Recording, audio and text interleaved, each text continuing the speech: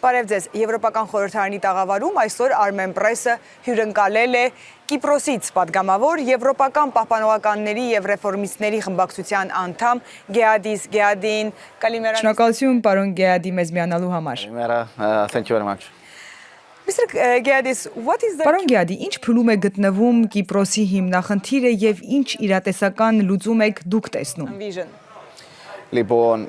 η τουρκική εισβολή έχει Թուրքական ներխուժումը ծանր տառապանք է պատճառել Կիպրոսի հանրապետությանը, որի հետևանքները զգում ենք 1974 թվականից մինչև այսօր։ Մենք շարունակում ենք բախվել Թուրքիայի ջանքերին, որոնց նպատակն է լեգիտիմացնել թուրքական ներխուժման արդյունքում ստեղծված փաստական իրավիճակը, կիրառելով բռնի ուժ։ Մենք կանգնած ենք հզոր արտաքին մեխանիզմի առջև, որը ղեկավարվում է Թուրքիայից եւ փորձում է օրինականացնել այս անօրինականությունները, որոնք բացահայտորեն խախտում են ինչպես միջազգային իրավունքը, այնպես էլ Եվրոպական միության հիմնարար սկզբունքներն ու արժեքները։ Դուք ինձ հարցնում եք, թե որն է Կիպրոսի խնդրի իրատեսական լուծումը։ Ցավոք, արդեն երկար տարիներ է, ինչ Կիպրոսի բոլոր քաղաքական ուժերն ու հաջորդական կառավարությունները հետևել են սխալ քաղաքական ուղու, հիմնված երկգոտի, երկհամայնքային ֆեդերացիայի մոդելի վրա։ Այս մոտեցումը դե ֆակտո իրավիճակը վերածում է դե յուրե իրավիճակի, օրինականացնելով անօրինականությունը եւ գործնականում բաժանելով կղզին երկու մասի։ Մեր դիրքորոշումն է, պետք է հավատարիմ մնալ Եվրոպական միության սկզբունքներին եւ արժեքներին, ժողովրդավարություն, խաղաղություն, ազատություն եւ մարդու իրավունքների նկատմամբ հարգանք։ Սա հնարավոր է միայն միասնական պետության պայմաններում, որտեղ ցակումով թուրք կիպրացիները լիարժեքորեն ինտեգրված կլինեն եւ խաղաղությամբ կապրեն, առանց ռասիստական բաժանումների։ Միավորված ազգերի կազմակերպության կանոնադրությունն իսկ հստակ ասում է, որ լուծումը չպետք է հիմնված լինի տարածքային, կրոնական, լեզվական կամ էթնիկ բաժանումների վրա։ Ուստի միակ իրատեսական, կենսունակ եւ գործուն լուծումը, որը ժամանակի փորձությանը դիմանալու համար պետք է լինի ժողովրդավարական, միասնական պետության մոդելն է։ Սա է այն մոտեցումը, որը մենք պաշտպանում ենք եւ այդ ուղու վրա պետք է դնենք Թուրքիային։ Ασπαζόμαστε και πρέπει να οδηγήσουμε την Τουρκία προς αυτήν την κατεύθυνση. Ինչպես է գնահատում Ադրբեջանի կեցվածքը Կիպրոսի եւ կիպրական հարցի նկատմամբ։ Λοιπόν, το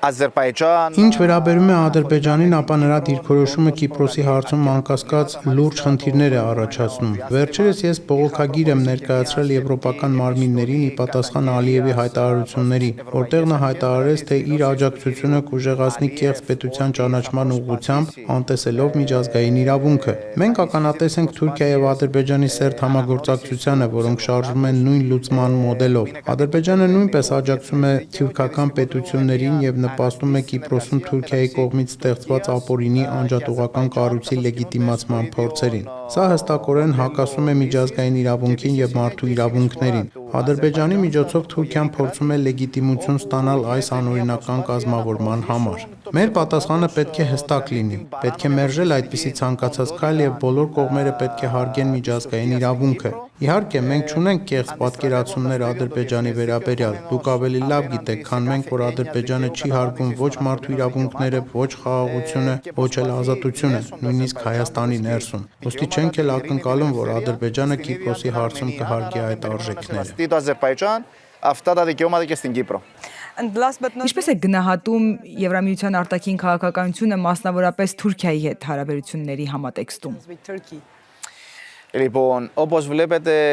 Ինչպես տեսնում եք, մեր քաղաքական դիրքորոշումն այն է, որ Թուրքիան տեղ չունի Եվրոպական միությունում։ Խոսքը մի պետության մասին է, որը, ինչպես դուք լավ գիտեք, իրականացրել է հայոց ցեղասպանությունը, նաև ցեղասպանություն Կիպրոսի եւ Հունաստանի դեմ։ Սա պատմություն ունեցող երկիր չէ, սա քրեական անցյալ ունեցող երկիր է եւ այնտեղ չունի Եվրամիությունում։ Մենք պետք է արգելակենք նրա ճանապարհը։ Վերջերս ես մասնակցեցի Եվրախորհրդարանի հանձնաժողովի նիստին, որտեղ քննարկվում էր Թուրքիայում մարդու իրավունքների վիճակը, որտեղ հստակ հարց բարձրացրեցի. ինչպես կարող է որևէ մեկն ակնկալել, որ Թուրքիան ներսում կհարգի իրավունքի գերակայությունը եւ մարդու իրավունքները, երբ դրանք չի հարգում դրսում, Հայաստանում, Լեռնային Ղարաբաղում, Հունաստանում, Կիպրոսում, Սիրիայում։ Ահա թե ինչու ինձ անհանգստացնում է այն փաստը, որ որոշ քաղաքական շրջանակներ փորձում են Թուրքիային ներառել պաշտպանական ռազմական համագործակցության դոկտրինների մեջ, զինելով մի պետության, որը վերջում կարող է այդ զենքն օգտագործել եվրոպական երկրների, Հայաստանի կամ Իսրայելի դեմ։ Հետևաբար որոշ մարդիկ պետք է դադարեն աչք փակել ու պետք է դիմակայեն իրական վտանգների։